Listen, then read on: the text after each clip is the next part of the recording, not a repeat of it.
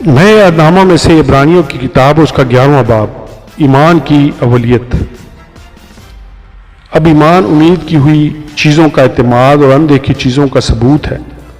کیونکہ اسی کی بابت بزرگوں کے حق میں اچھی گواہی دی گئی۔ ایمان ہی سے ہم معلوم کرتے ہیں کہ عالم خدا کے کہنے سے بنے ہیں، یہ نہیں جو کچھ نظر آتا ہے ظاہری چیزوں سے بنا ہو۔ ایمان ہی سے حابل نے قائن سے افضل قربانی خدا کے لیے گزرانی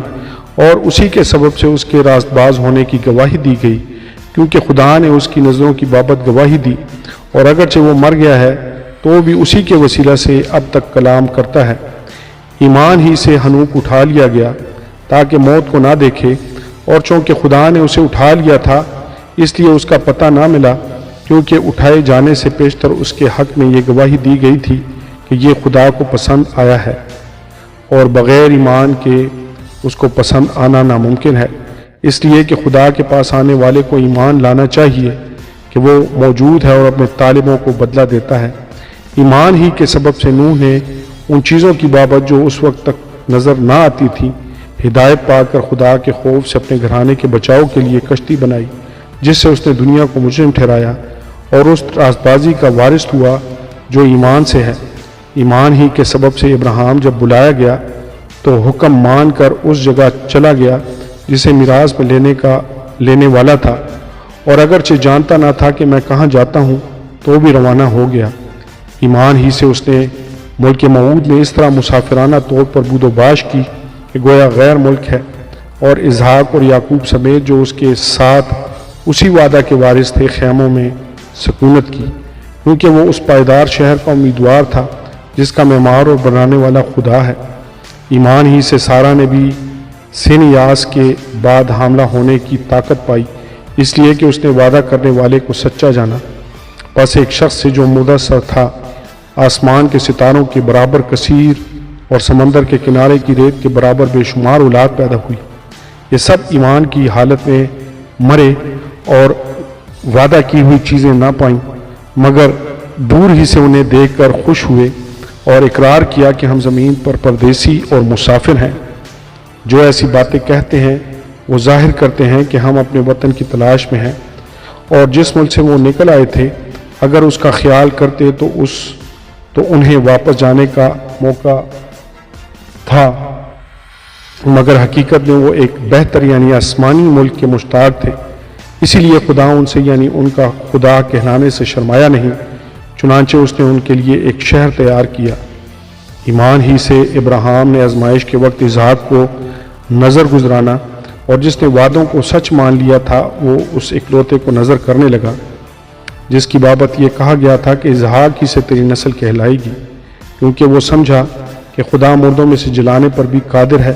چنانچہ انہی میں سے تمثیل کے طور پر وہ اسے پھر ملا۔ ایمان ہی سے اسحاق نے ہونے والی باتوں کی بابت بھی یعقوب اور عیسو دونوں کی دعا دی۔ ایمان ہی سے یعقوب نے مرتے وقت یوسف کے دونوں بیٹوں میں سے ہر ایک کو دعا دی اور اپنے عصا کے سرے پر سہارا لے کر سجدہ کیا۔ ایمان ہی سے یوسف نے جب وہ مرنے کے قریب تھا بنی اسرائیل کے خروج کا ذکر کیا اور اپنی ہڈیوں کی بابت حکم دیا۔ ایمان ہی سے موسیٰ کے ماں باپ نے اس کے پیدا ہونے کے بعد 3 مہینے تک اس کو چھپائے رکھا، کیونکہ انہوں نے دیکھا کہ بچہ خوبصورت ہے اور وہ بادشاہ کے حکم سے نہ ڈرے۔ ایمان ہی سے موسیٰ نے بڑے ہو کر فرعون کی بیٹی کا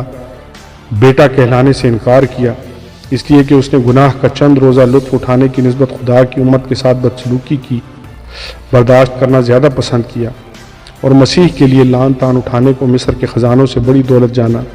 کیونکہ اس کی نگاہ اجر پانے پر تھی۔ ایمان ہی سے اس نے